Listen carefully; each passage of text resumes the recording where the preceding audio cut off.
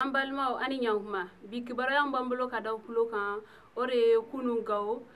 force barkani ye jihadisi mɔgɔ 4 minɛ donc o mɔgɔ 4 nunu minɛli sɔrɔla u ka mission dɔ de fɛ mun kun ɲɛsilen do Mali ni Niger frontière ma ka da kan sɛgɛsɛgɛliw y'a yira k'a fɔ ko jihadisi kuntigiba dɔ de ye daga yɔrɔ ye donc u tagakun yɛrɛ de kun ye ka se ka o yɔrɔ in lakana kosɛbɛ. Kibaruya wɛrɛ bɛ nɔ ka da kulo kan o de ye kundasini Kalabankoro commissariat mɔgɔw olu ye zone 7 minɛ o zone 7 ninnu na sisan nɔ sɛgɛsɛgɛliw y'a yira k'a fɔ ko janvier kalo la minnu taara bin kanajigila pharmacie mɔgɔw kan ko o mɔgɔ ninnu b'a la ko mɔgɔ zone ninnu u kun tagamalan ye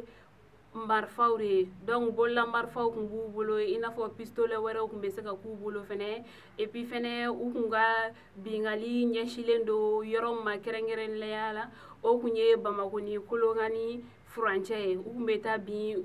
dugutagalaw ka olu bololafɛnw bɛɛ minɛ u la donc o kɔfɛ sisan nɔ kunu u taara ni u ye commune 5 tribunal la walasa u bɛ se ka juger cogoya min na ɲangata min kan ka da u kan u ka da u kan. Kibaruya minnu kun b'an bolo ka da kulo kan o de kun ye nin ye n balimaw ani ce aw ka kulomajɔ la.